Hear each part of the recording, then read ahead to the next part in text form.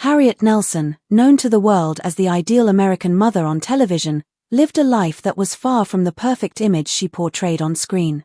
Her story began before she could even hold her head up. Born as Peggy Lou Snyder on July 18, 1909, in Des Moines, Iowa, she was just 6 weeks old when she appeared on stage for the first time. Her parents were performers in a traveling theater company, and they brought her into the spotlight as part of their act.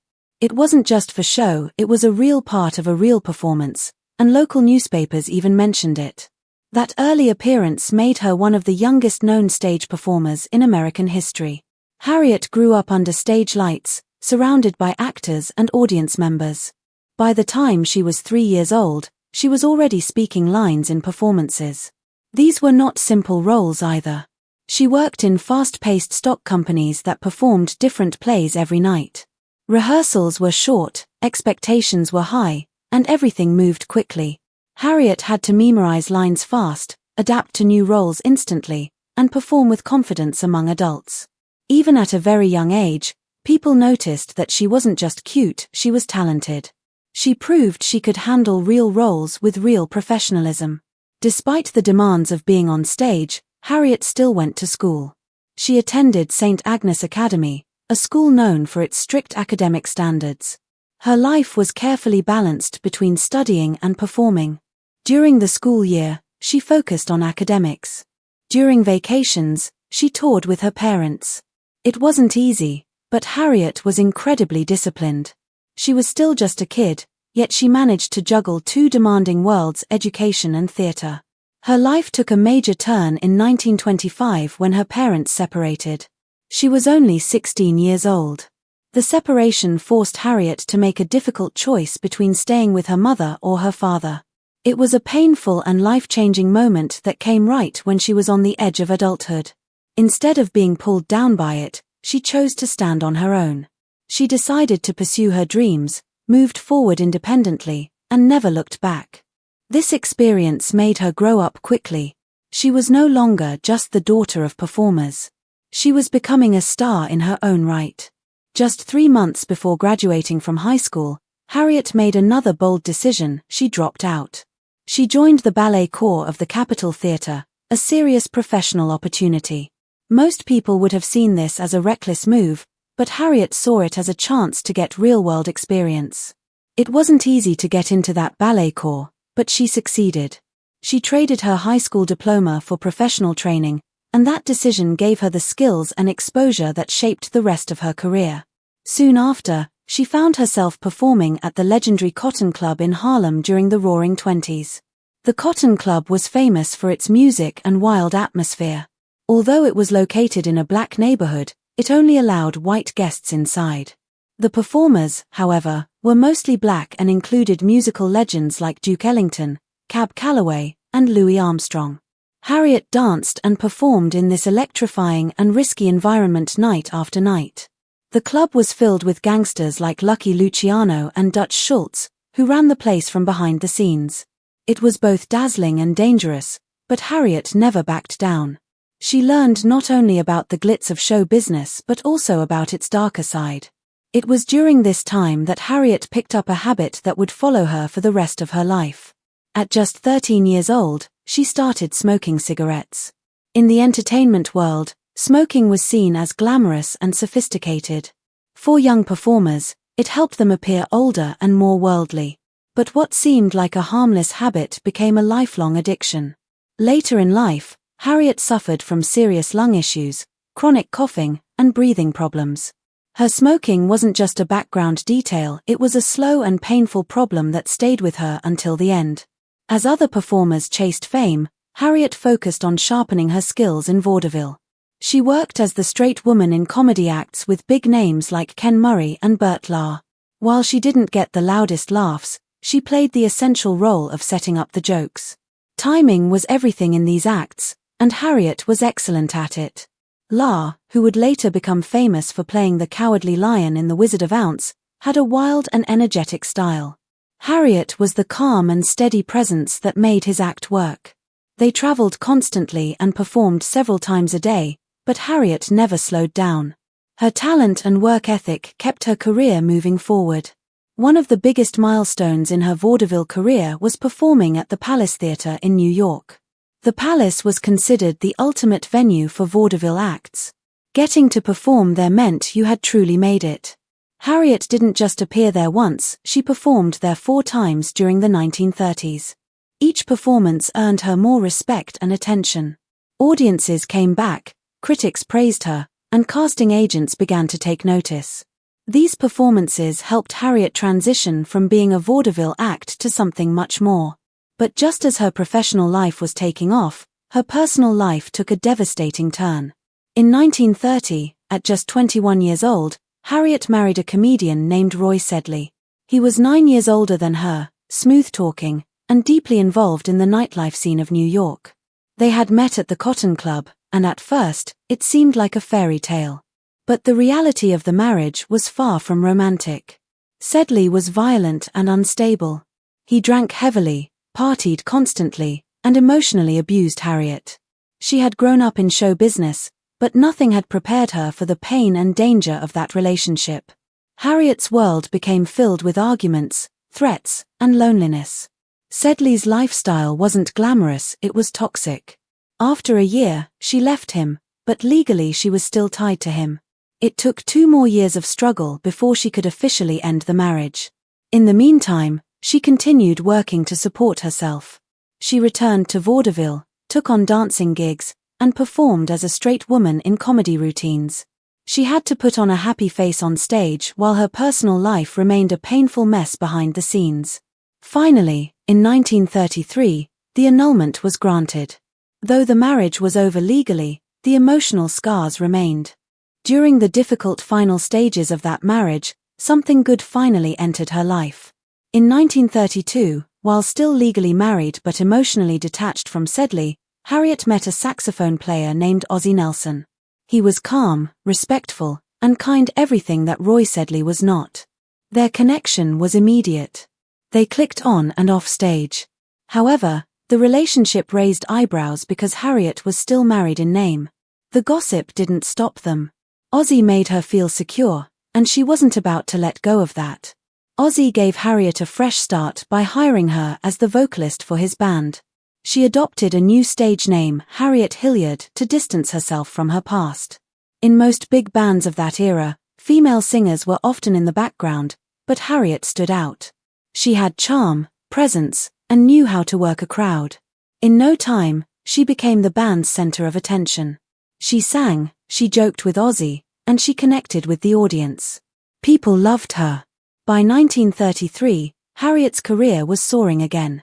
She and Ozzie landed a job performing at the Glen Island Casino, a top venue that attracted wealthy crowds and broadcast their performances across the country. Harriet and Ozzie were a sensation. Their chemistry lit up the stage, and people took notice. They weren't just making music, they were building something special. Ozzie began writing special duet songs for Harriet. Instead of traditional love songs, these duets were full of clever jokes where Harriet often delivered the punchlines. One of their most famous numbers, And Then Some, featured Harriet teasing Ozzie on stage, and the audience loved it. She was funny, fearless, and incredibly engaging. In an era when women were expected to be quiet and sweet, Harriet stood out by being bold and witty. She didn't just play a part, she played it her way. Everything, the music, the laughter, the reinvention, the sold-out shows, was leading up to a new chapter. In 1935, Harriet married Ozzie Nelson. This time, the marriage was built on mutual respect, shared dreams, and real love. Together, they would go on to create one of the most iconic families in American television history. But behind the polished image was a woman who had lived 1,000 lives before ever stepping in front of a television camera. She had been a child star before she could walk, survived violent relationships, rebuilt herself from nothing, and navigated the roughest corners of show business with courage and skill. She poured cocktails for friends, shared jokes at private parties, and kept company with people society pushed aside. She smoked in secret, told off-color jokes, and never fit the mold of the woman she played on screen. Yet she showed up, day after day, to become the symbol of ideal motherhood on television. Harriet Nelson's real story is not one of perfection, it's one of strength, survival, and depth. Her past, filled with both darkness and brilliance, didn't ruin her, it made her. And that truth is far more powerful than any script she ever read. There were no secrets between them, just a simple and powerful connection. Two people who understood each other deeply, who wanted the same things out of life: a safe and loving home, a family, and a future built not on the pain of the past but on mutual trust. What Harriet found in her marriage wasn't just love, it was the kind of stability she had never experienced before. Her relationship with Ozzie was everything her previous relationship with Roy Sedley hadn't been. And that difference could be seen in every part of her life. Within a year of their marriage, she and Ozzie were already working together on radio shows, building something special not just as husband and wife, but as creative partners. By the late 1930s, their names were known in households across America. But their success didn't come overnight. It was earned slowly, with hard work, sacrifice, risks, and a number of second chances that shaped their journey. Harriet Nelson, who had been performing since she was 3 years old, had always been determined. In 1936, she signed a one-year contract with RKO Radio Pictures. At the time, she was just 27 years old, but she had already lived a full life on stage. She had just come off Broadway and the nightclub scene and was now stepping into a new chapter, one that would take her from live audiences to the silver screen. Signing with RKO wasn't a small achievement. RKO was one of the biggest film studios in Hollywood, known for producing major stars like Katharine Hepburn and Fred Astaire. Harriet's contract guaranteed her 3 films, with the possibility of more if she succeeded. It was a big moment for her, a bold step away from performing only with Ozzie's band. Both she and Ozzie had agreed it was her moment to shine on her own. That same year, Harriet landed a significant role in one of RKO's most eagerly awaited films, Follow the Fleet. This wasn't just any musical. It starred Fred Astaire and Ginger Rogers, 2 of the most famous actors of that time, and Harriet was cast as Connie Martin, the romantic lead opposite Randolph Scott. The film was released on Valentine's Day in 1936 and became a massive success, making over $3 million, which was an incredible amount of money at the time. Critics praised Harriet's acting, especially her chemistry with Randolph Scott, and audiences were charmed by her voice, her natural presence on screen, and her effortless charm. With music by Irving Berlin, including the classic song Let's Face the Music and Dance, the film solidified Harriet's place in Hollywood. She wasn't just seen as a singer anymore, she was now officially a movie star. As the 1940s began and World War II changed life in America, Harriet's career changed too. During wartime, Hollywood focused on making films that helped people escape reality, happy stories, comedies, and musicals that lifted people's spirits. Harriet fit that need perfectly. From 1941 to 1944, she starred in film after film designed to entertain and distract from the war. In Sweetheart of the Campus, she played a college student trying to save her school with a musical performance. In Confessions of Boston Blackie, she took on a suspenseful role, showing she wasn't limited to just singing or comedy. In Jukebox Jenny and Honeymoon Lodge, she took center stage, carrying entire films with her talent and presence. She was often juggling multiple projects at once, something that even many top stars didn't do. Directors admired her professionalism, and producers kept giving her lead roles because she always delivered. By the middle of the 1940s, she had acted in over a dozen films. In Coconut Grove, released in 1938, she starred with Fred MacMurray in a feel-good story about a band chasing fame in Los Angeles. Harriet played a tutor who joined the band and became the key to their success, thanks to her singing. Though the film wasn't a hit with critics, audiences loved it. In Jukebox Jenny, she brought energy and humor to a chaotic, music-filled comedy. In Honeymoon Lodge, she shared the screen with Ozzie in a rare romantic comedy where their real-life chemistry lit up the scenes. She also appeared in Swing Time Johnny and Hi, Good Looking, each film adding more range to her resume. She could do romance, comedy, drama, and music, and she did all of it often and well. Her name became known for representing happiness and hope during one of the darkest periods in American history. While audiences enjoyed her work, insiders in Hollywood began taking notice of her potential. She was more than just reliable, she had everything needed to become a superstar. She had beauty, talent, charisma, and a rare gift for making people feel something. She had worked with legends like Fred Astaire, Fred MacMurray, and Ginger Rogers, and she had held her own among them. Her reputation grew quickly, and many believed she was on the verge of becoming one of Hollywood's brightest stars. In Ozzie Nelson's 1954 autobiography, My Life with Harriet, he revealed something that very few people knew at the time. Both he and Harriet genuinely wanted her to continue acting in films. This wasn't a story of a woman being forced to give up her career. Harriet had the talent and the passion to keep going. She was rising. But together, as a couple, they decided that their family had to come first. It wasn't easy. It was painful, and it was rarely spoken about, but it was something they agreed on. That decision marked the beginning of a quiet but deep sacrifice. While Harriet stepped back from acting, Hollywood moved on. The very actresses she had once shared the screen with were becoming icons: Betty Grable, Rita Hayworth, and Judy Garland. Harriet watched from the sidelines, wondering what her life could have been. She later admitted that it was a bitter feeling to know that she had the talent and appeal to be among them. But instead of attending movie premieres, she was attending school meetings and raising children. That quiet ache never fully disappeared. In 1944, another major shift happened. When comedian Red Skelton was drafted into the military, Ozzie saw an opportunity to do something new. He created a radio show called The Adventures of Ozzie and Harriet, based on their real family. The show debuted on October 8, 1944. At first, actors played the roles of their sons, David and Ricky, because the boys were still young. But eventually, the real boys joined the cast. The show became more than entertainment, it became a true family business. With big sponsors like Heinz and Listerine, the show aired 402 episodes and became a hit. Harriet now had a different kind of stage, one that entered homes all across the country. By 1952, the family made the move to television.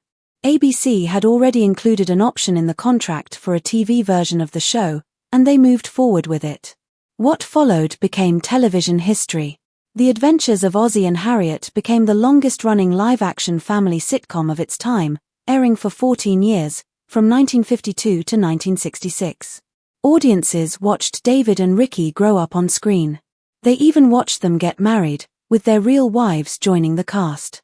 The show wasn't always number one in ratings, but it didn't need to be. Its strength was in its consistency, its warmth, and the way it gave the illusion of real family life. To make that illusion feel even more authentic, Ozzie went one step further. He had their actual house at 1822, Camino Palmero Street, recreated exactly on a soundstage.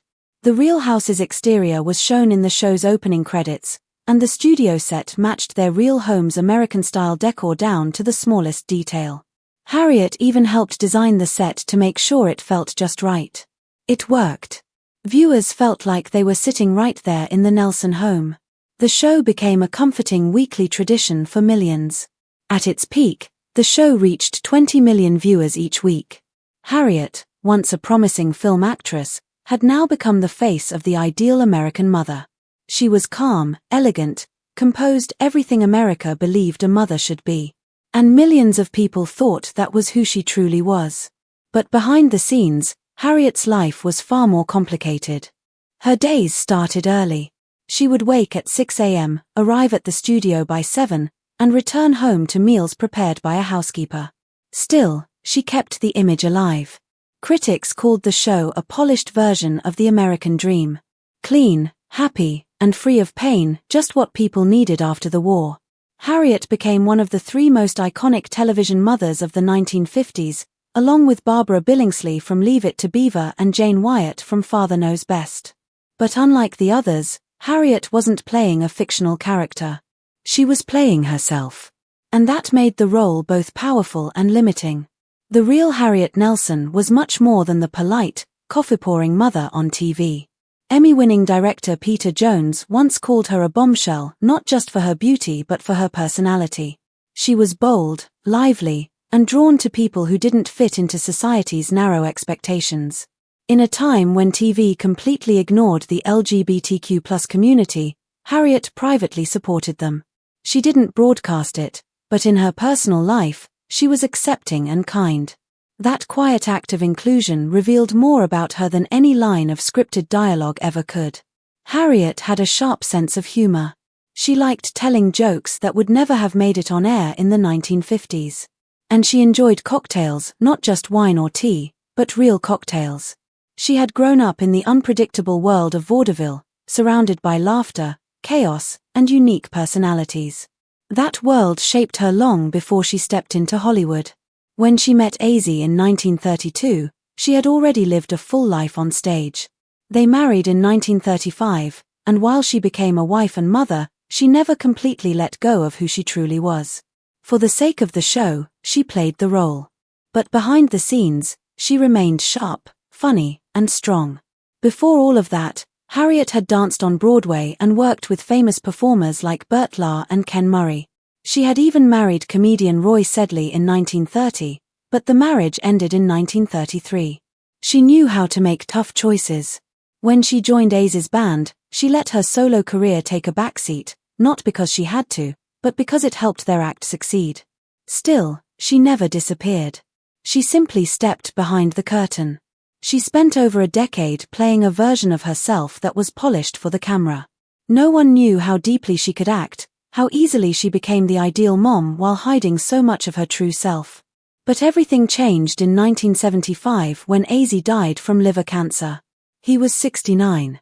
Harriet didn't just lose her husband that day, she lost the rhythm of her entire life. The show had already ended years before, but Ozzie's presence had still been holding things together. After his death, Harriet pulled away from everything. She stopped attending events, refused interviews, and stayed home more and more. Biographer Michael Carroll said she never truly recovered. Even decades later, she remained in mourning. In the early 1990s, her son David was asked how she was doing. He answered honestly, saying she hadn't been in good spirits since his father's death, even after nearly 20 years had passed. Harriet had once been full of energy and laughter. But by then, she no longer hosted parties or smiled for the public. She rarely left her house and spent time only with a few close friends. The woman who once embodied cheerful motherhood on TV had become someone quiet and withdrawn. Then, tragedy struck again. On December 31, 1985, Harriet's youngest son, Ricky, died in a plane crash near DeKalb, Texas. He was only 45 years old. He had been a teen idol, a music star, and one of the most famous faces of his generation. Harriet was devastated. Losing Ozzie had broken her. Losing Ricky shattered her. The crash was sudden, shocking, and made headlines across the country. Harriet, already reclusive, retreated further into silence. She gave no public statements and never spoke about it in interviews. Her friends said she was simply broken. There was nothing left for her to say. But Harriet was also carrying a secret that had quietly destroyed her health. She had started smoking at the age of 13, and few people knew about it. It didn't fit the image of the perfect TV mom, so she kept it private. But the habit never stopped. Over the years, it damaged her lungs, leading to emphysema. She struggled to breathe, could barely walk, and still kept smoking in secret. By the 1990s, her illness had become too serious to hide. She spent her final years in the family's home in Laguna Beach. Once a place full of joy, music, and life, the house had become quiet and lonely. Visitors said Harriet barely spoke. She didn't smile. She didn't want guests. She lived in the silence of memories, surrounded by the ghosts of her past. Harriet Nelson died peacefully on October 2, 1994, at the age of 85. The cause was congestive heart failure, a condition common in the elderly that weakens the heart's ability to pump blood. She died in her sleep at her home, away from the spotlight, away from the world that once adored her.